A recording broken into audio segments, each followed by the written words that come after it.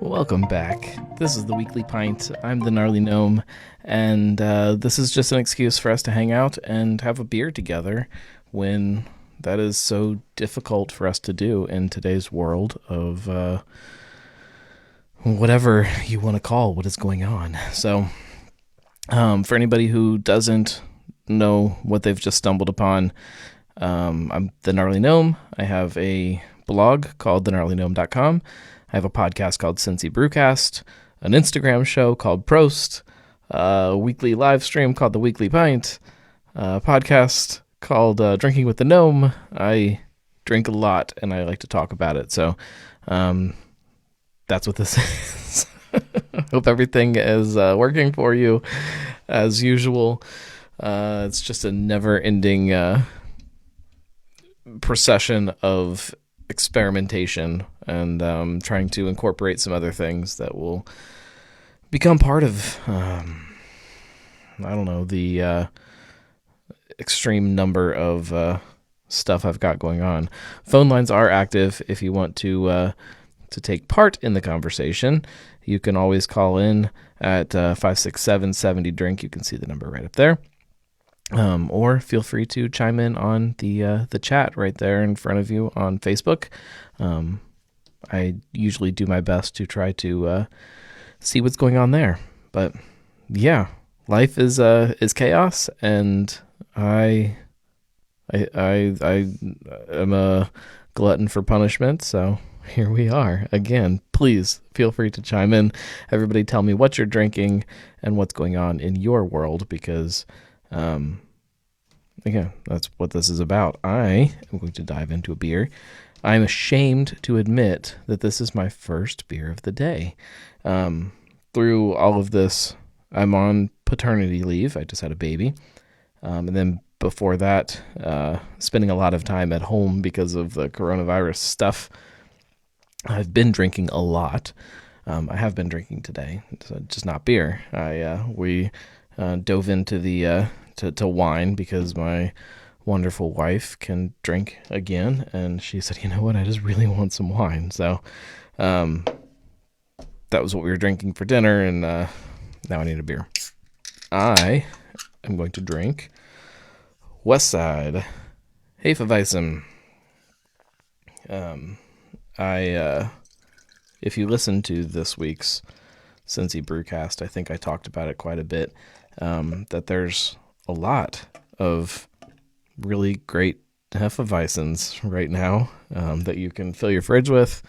There's, just in my fridge, I've got the Bohemian, do they call it? No, the Bohemian Pilsner. They call it a, I guess they just call it a Hefeweizen. I don't even know off the top of my head. From High Grain, and then I have the obviously West Side. Humble Monk's Rapture. This is the last week West Side is delivering. We'll get to some of that stuff because it's kind of there. I mean, it's good, but it's also depressing. And then I also have Saunders Schwester, their Hefeweizen in my fridge. So the fridge is like really well stocked with Hefeweizens. It's a good time to be a German wheat beer fan. Yeah, so deliveries. Saunders stopping their delivery. West Side, this is the last week for them. It's kind of sad. Like, I've gotten used to having this really easy way to get beer when it's not easy to get out of the house. Just ordered a growler of West Side's Hefe for delivery tomorrow. Yes, I believe this is their last week. And Kathy is drinking El Train from Cruz Blanca. I hopefully, because all of this is starting to go away as far as the delivery and this idea of things being different, hopefully that means it's because we're all going to be getting out at some point and being able to go to our favorite tap rooms. I had a Schwester and following up with a Brooder. I'm jealous that you still have Brooder left. I love that beer. Brooder is Saunders, the Dunkelweizen, so a dark wheat beer. Yeah, I actually think that I'm going to probably put together this summer some kind of a post that kind of rounds up all of the Hefeweizens around town. I mean, we've got, obviously, West Side is in my glass. We have West Side. Paradise always, well, not always, but has a couple Hefeweizens that are on tap a lot, including they've done a blackberry Hefeweizen that was really good. Of course, Hofbrauhaus has theirs. Sonder has theirs. Moorline has 7. Let's see. Who else? I'm looking at my notes here, see if I'm missing anybody that has. Hugh, obviously, from Rheingeist, is another popular one.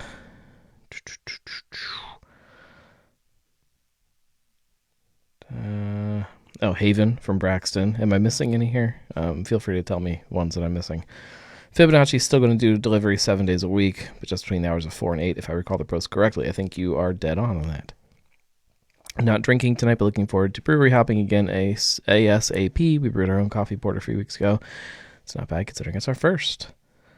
And Kathy loves Hofbrau. I mean, there's a whole story there, but yes, I have very fond memories of Hofbrau, and I'm not allowed to drink there right now. Although, let me think about when that goes out of effect. I think I've got a couple more years left. I think 2 more years. There is a good story there. Let me see if I can pull up which episode I talk in depth about that.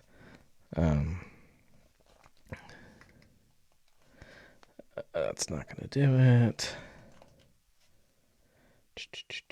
Volume 4, episode 38 on Cincy Brewcast. I go into a lot of detail about the story and why I am currently banned from Hofbrauhaus. So if you're curious, go ahead and dive into that. It's a good story, but cheers. I need to dig into a little bit of this. If you haven't had West Side's Hefeweizen, Hefeweizen. The can says a traditional German-style Hefeweizen loaded with cloves, spices, and just the right amount of banana. Our special German yeast is left unfiltered, so expect a softly golden, cloudy appearance. 4.9%. I think, if I remember right from last night drinking Schwester, it is 5.5. The beers are similar. We have our favorites in my house. I won't go into that on here, but it's a pretty beer. I hope that comes across on camera if I can find a place to hold it so you can see it. Really pretty. Drinking out of these obnoxious Bell's glasses. I don't know if anybody has these. These are their special wheat beer glasses. I'm a big fan of the porter glasses and the IPA glasses. I hate these though. I just like a traditional German wheat beer glass, but this was sitting on the bar, so I just grabbed it. Because as usual, I was running late trying to get the show fired up and was just desperate to make it happen. So,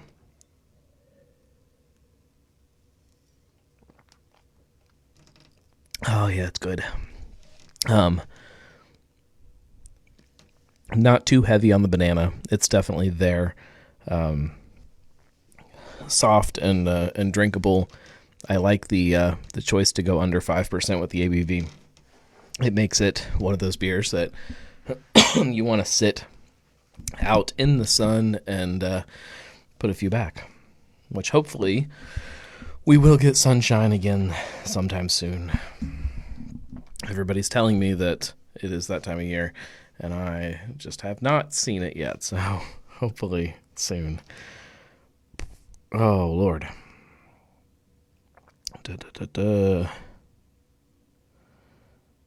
Where? Oh, right there. Sorry. I'm losing my mind. Last night was a really, really long night. So like I said, we had a baby, and last night was one of those first nights where, I mean, every night you're fighting the sleep game, but last night was rough. We are trying to figure out, I don't know if this is interesting for anybody else, so if it's not, feel free to stop me, but we're trying to figure out what formula to start giving him, and evidently the one we were using last night was not a good one. Hopefully the sun will come. It's time to put in the flowers. The subject of glassware. Teak glasses frustrate the hell out of me. They look awesome, but trying to store them is a bitch. Yes, it is. There's a lot of that with glassware, especially it's not as big of an issue on the home side of things because you don't have to worry as much about the stackability and things like that. But as in bars and tap rooms, like some of this glassware, it would be really great to be able to drink out of it in a brewery, but it just doesn't work because they don't store very well, and they're breakable, and the list goes on and on. But yeah, I actually don't typically drink out of the Tiku glasses. I have a few of them. I actually think I have a few of them right behind. I'm trying to look and see behind the bar. I have a few of them that are right behind the bar, ready to be drank out of. But I have hit me up about four. I think we've got it nailed down now. Hopefully, he's been good today. One of the glassware companies. I don't know how nerdy to get about glassware. Somm, if anybody knows glassware, is a German company. They make a lot of Braxton's glassware is Somm. The newer Madtree glasses that you get in the tap room, that's all Somm. They have a goblet that's kind of like a Tiku called the Sensoric. I have a couple of those that are sitting on top of the bar. And I usually, if I want a glass like that, is what I go to. This is really, really geeky, and I'm sorry. Our first West Side experience was horrible. The second time was a complete 360, anxious to get back. So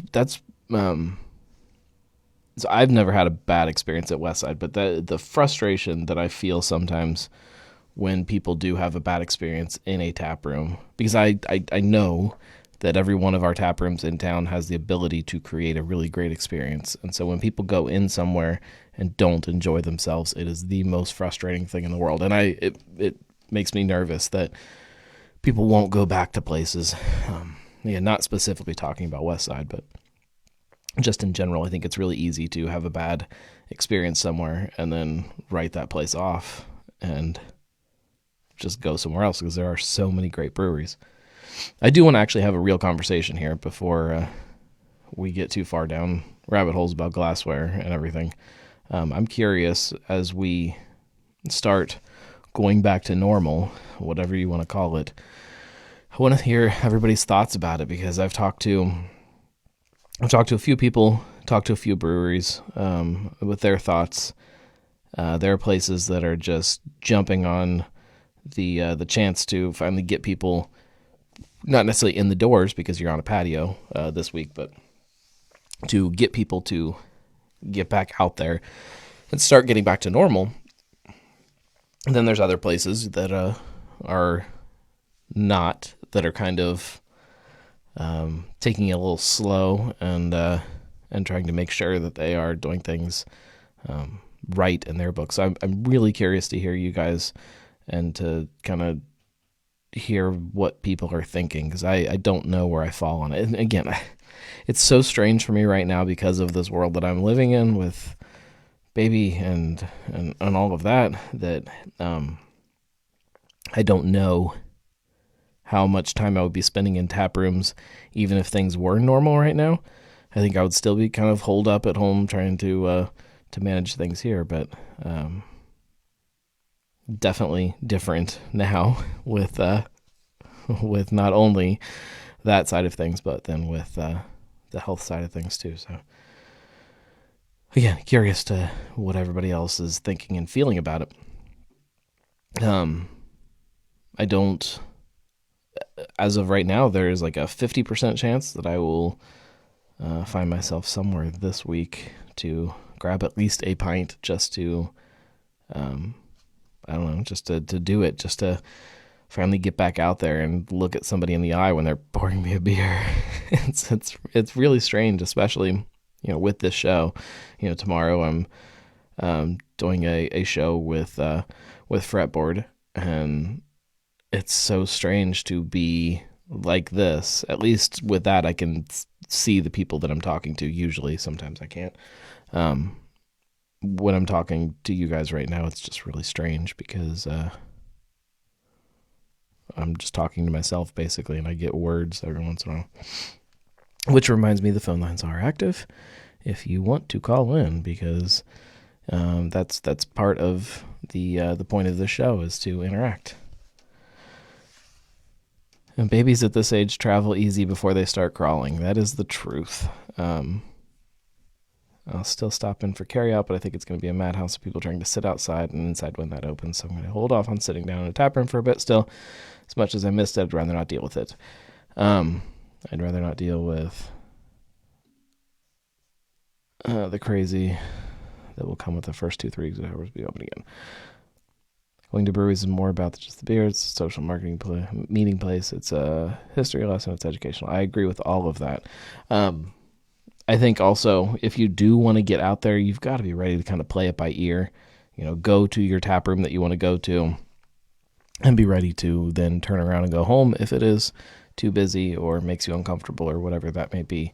It's going to be a really weird transition period. But especially for somebody like me where I do spend so much time talking about beer and immersed in this beer world, it would be kind of strange to not at least go somewhere and, grab a beer and then get something to go. I don't know.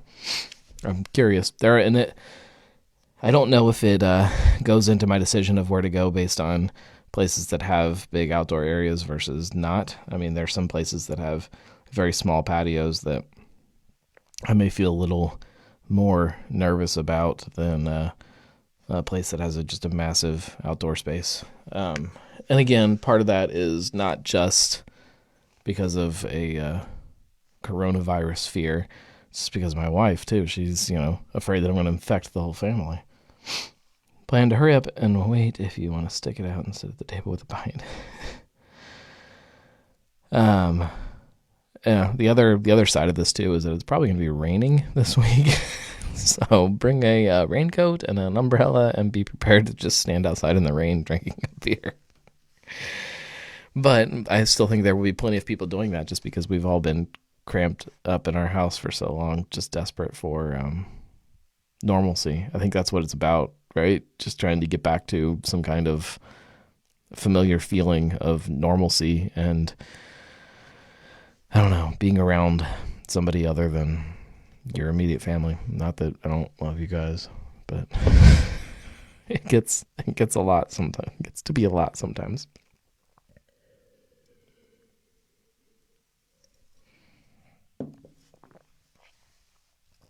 So I hope you guys have all been watching the Instagram show too.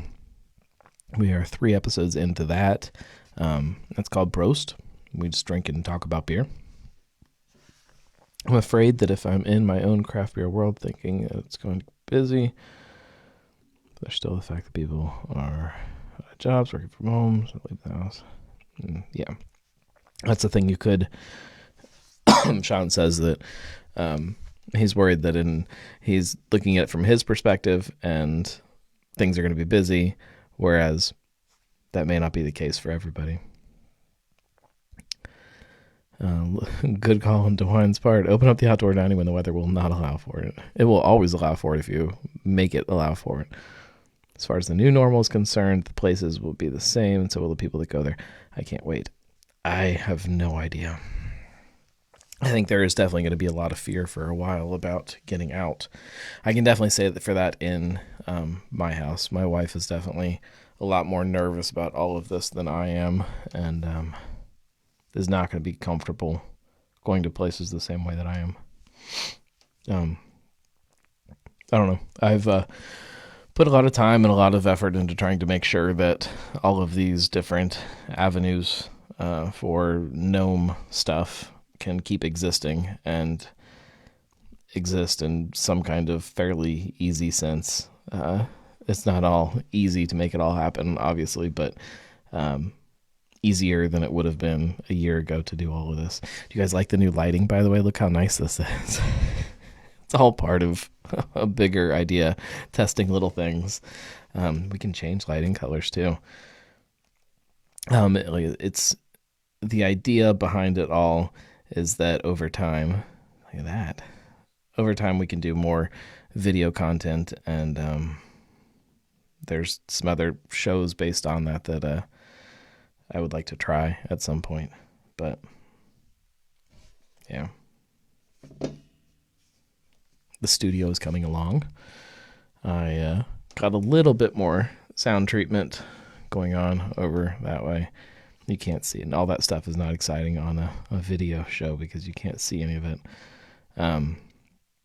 But it will hopefully over time keep improving the sound of things, not just live streams and stuff like that, but the Brewcast itself, because there will be shows from here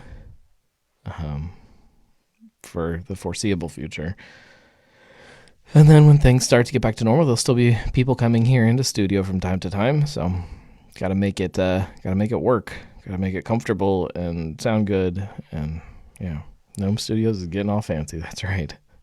I won't tell you. So in my basement, which is where the studios are, the studio, in the other room is where the bar is and kind of the family room area. It's not really a family room, it's for drinking, but and then at the far end of the basement there's a stage because I play music too, and I had to steal stage lighting for this. But I was just checking to make sure it works and to see I want to kind of improve the appearance of stuff like this. So I'm trying, guys. I'm trying to make it a little more enjoyable for you, because I don't know, it would be rude not to. I did finally get this main light looking a little better for what I want it to look like.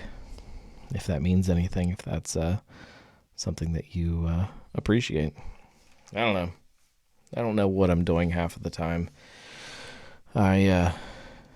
Last night, so the Brewcast posted this morning, I had an idea that I was going to try to do that just never happened. And so yesterday, all day long, I was trying to find time to sit down and get a show recorded. And I didn't end up recording this week's Brewcast until like 12:30 this morning. I usually post the show at midnight. And it was 12:30 when I started it, so that's pretty much sums up my life right now. But even on that side, I was trying out a new microphone and a new kind of mobile setup that once things do start getting back to some kind of normalcy, that I've been wanting to play around with, something that packs up even smaller than the stuff that I had.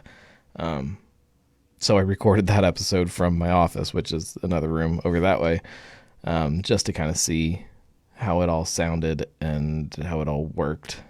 So I don't think people always understand that it may not look like I am always doing something to keep this thing going, but there's always some kind of experimentation going. That's actually, honestly, that's half of the fun of being a podcaster, is the tech side of things. I think it's the same with music for a lot of people. If you're a guitar player or something, collecting guitars and trying new amps and new effects and things like that is part of the fun, the tinkering side of things. That's probably the same way with a lot of different hobbies. The tinkering is part of the fun of it. And the tinkering side of podcasting is always interesting, trying to find new ways and easier ways and faster ways and more efficient ways to make everything happen. So that's all the fun that I have these days. No, I shouldn't say it's not fun, because it is. It's all so fleeting, and I know that. And it's interesting to be in the middle of something as chaotic and in the moment sometimes so not enjoyable as having a screaming infant keeping you up all night. To be in the middle of that, knowing that you're going to look back on it and miss, maybe not those moments, but miss this time, and try to appreciate it and know that you're trying to appreciate it. And then at the same time, you're ready to toss the baby out the window. I'm not going to toss my baby out the window. It's a feeling, right? Circling back to the will you visit taprooms conversation, thank you for keeping me on track. I do hope that people let others do their own thing, such as masks. I don't want there to be a conflict between people who do decide to wear masks and try to tell those who choose not to that they should be doing X, Y, and Z. I'd hate for someone's visit to be soured by some conflict between patrons, or for that to cause the brewery to close their doors again because of it. I agree with that 150%. Don't be a jerk. If you don't feel comfortable about anything, change your actions to make yourself comfortable, if that makes sense. So if you walk into a brewery and you're the only one that's wearing a mask and you think everybody should be wearing a mask, just have your one pint, turn around, tip your bartender very nice, and leave and come back in a month, because you don't want to ruin somebody else's experience, and vice versa. Just try to be respectful. And I think, and maybe I'm maybe I'm completely off base with how craft beer people are, but in my mind, that's part of what makes craft beer so great, is that people are good to each other. People are, for the most part, really good people in all of this. And I think everybody will be understanding and friendly. That's what makes all of this so great anyways, is that everybody is generally very friendly people. So I think it's going to work better than some of the naysayers say it's going to, but we'll see. We will definitely see, because it could go either way. We are in uncharted water for sure. I don't know. I'm definitely curious. I know March 1st and Fig Leaf, I believe, are going to be the first two in town to open back up. They are going at it at midnight Thursday night. So the stroke of midnight on the 15th. It's the 15th, right? Friday.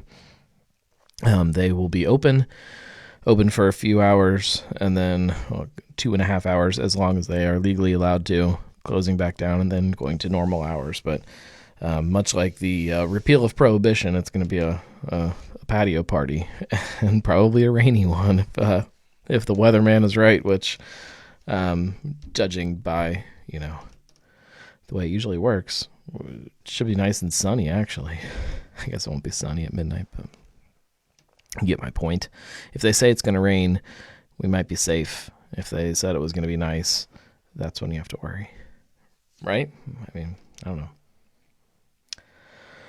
So, yeah, that's it. Like I told you guys, this week's Brewcast is going to be fretboard.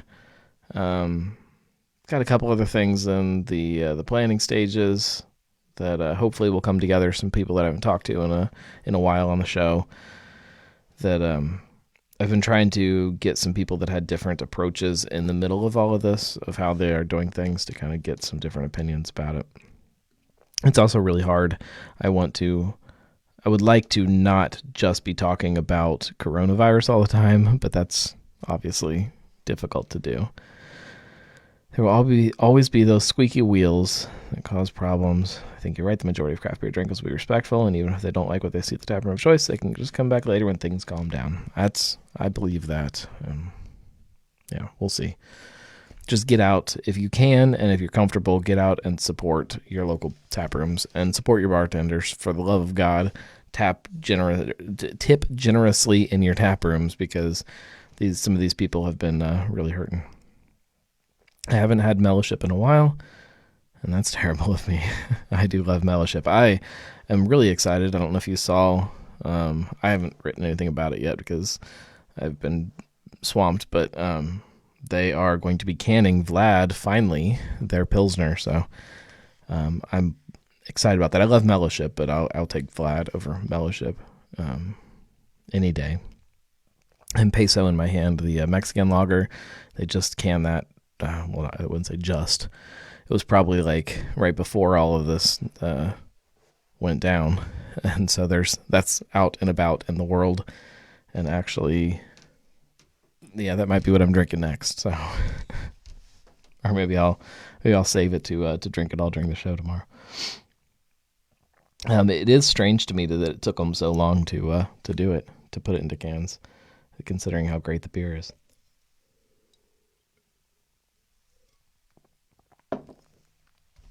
All right. I ordered home delivery from Fretboard today. I'm ashamed to admit that I didn't even realize that they were doing home delivery until today. I think I saw it the other day. I went to check to see what they had on tap or something, and the online store said available for shipping. I thought, well, that's weird. I didn't think they were doing it, and then I kind of just shrugged it off and didn't pay attention to it. But then when I was reading the press release for the Vlad cans, I saw in there that they mentioned that they shipped to all of Ohio. I was like, well, shit. I would have ordered me some more Fretboard. It launched today. Maybe that's why. No, it was definitely when I got onto their store, and this was like, I don't know, probably late last week maybe. It definitely said it was available for delivery. So maybe that's just went live on their store before it was actually there. I really hope that continues with some of these places. I know we talked about how Westside and Sonder and places like that are stopping their local delivery, but this idea of shipping all of Ohio is really, really cool. I'd love to be able to place orders with some of these places more often. It's a fun way to get beer that you don't normally get. I placed an order. There's maybe a soft launch could have been it. There's a company out on the West Coast, kind of like a Tavor kind of thing,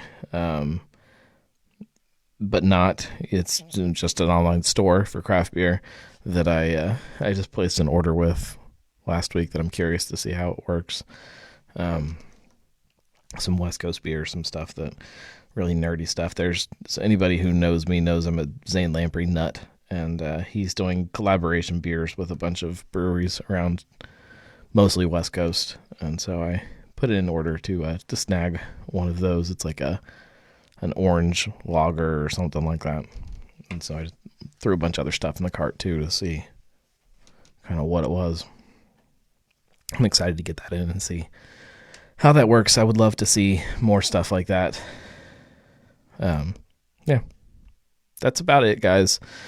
We're at a little over a half hour. I have to get up and go upstairs and check on the family. I abandoned my wife with the baby and the 3-year-old trying to navigate the waters of bedtime, which for the 3-year-old has been an adventure the last couple weeks. We've been very bad parents, I think. Our schedule has been so goofy. You know, I don't always know what time it is anymore. An off-the-wall question about prosting. Plans on doing beer gadget reviews on that, or just going to stick with drinking? With Prost specifically, it will just be drinking. Gadget reviews may kind of the same kind of format, but it would just be on either the regular, I guess the regular Gnarly Gnome Instagram feed, the Instagram TV feed or something, or become its own little channel thing or something, if that makes sense. So yes, that's an idea that I've definitely toyed around with, and it's coming sometime. I get a lot of people shooting me stuff about reviewing things, be it bottle openers or bags or fridges. Fridges are my favorite. Shout out to New Air, who hooked me up with a couple different refrigerators to do reviews on the website about. Go read those because they're great, and I got free fridge out of it. So yeah, it's in the works. There's a ton of stuff in the works. I have this I don't know this problem, if it's a problem. Prost itself is just about drinking, and that's not to say there wouldn't be like a mention of it if it worked in, but no, it's just going to be short drinking clips. Cocktails are on the way. I was hoping to get margarita up this last week with my margarita post, I didn't, and I haven't even recorded it, so I was actually planning on doing it today during the day, and that didn't work out because my wife decided she wanted to go to Sam's Club, which became a all-day endeavor trying to get her prepared to leave the house and leave me with the family.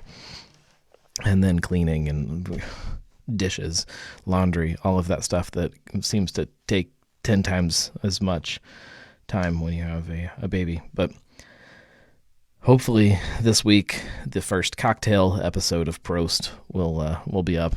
We'll see. If not, it'll be another beer. I completely lost my train of thought again. My brain does not work anymore. But yeah, there's lots of different ideas. But I remember what I was going to say. I have this problem where if I'm going to do something, I want to make sure that I'm doing it. I'm going to go all in on it. I don't want to I don't want to play around too much. That's kind of why this show exists. If I have an idea that I'm playing around with in my head, I will use this show to kind of start to experiment with some stuff, kind of behind the scenes or something, to make sure that logistically and technically, I guess, that I can make it work, and I can make it work in a way that I can replicate easily enough that I will be able to do it. I don't want to start something and then in 4 weeks from now have it not exist. That's kind of if we really want to go behind the scenes, it's kind of the issue that I've run into with Drinking with the Gnome. The podcast was supposed to be a weekly podcast, and I completely overestimated my ability to make that happen. So it's become a sporadic thing. It's also insane that I haven't put a new episode up, because I have new episodes. I just have to finish getting them edited and posted, which really is not that big of an ask. It's a couple hours of work, and I can have it done. So I'm sorry. I am a terrible podcaster. So I don't know, guys. I will have new content always. And anything that's new content will definitely be done in a way that I deem right. So stick around and you'll see all of that fun stuff. If you don't already subscribe to the podcast, Cincy Brewcast, please do that. If you don't follow me on Instagram, do that, because there is new video content there that I think is really fun. It's neat to do. I've been enjoying this Instagram TV thing a lot more now that it seems like everybody in the world is actually putting out content on it. So I'm curious to see kind of how they keep growing that. So follow me on Instagram, and you'll see the new stuff there. And of course, this is on Facebook.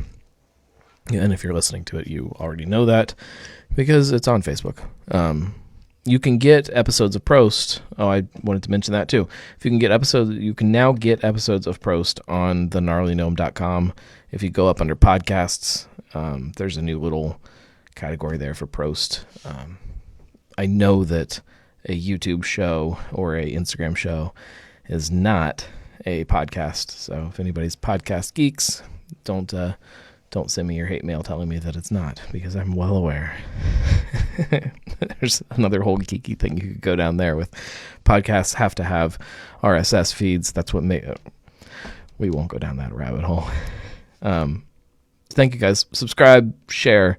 Share is the biggest thing. If you know anybody that likes Cincinnati craft beer, let them know about all of this, and tell them to also subscribe and share, because that's how it keeps growing. And it's been growing way more than I anticipated through all of this.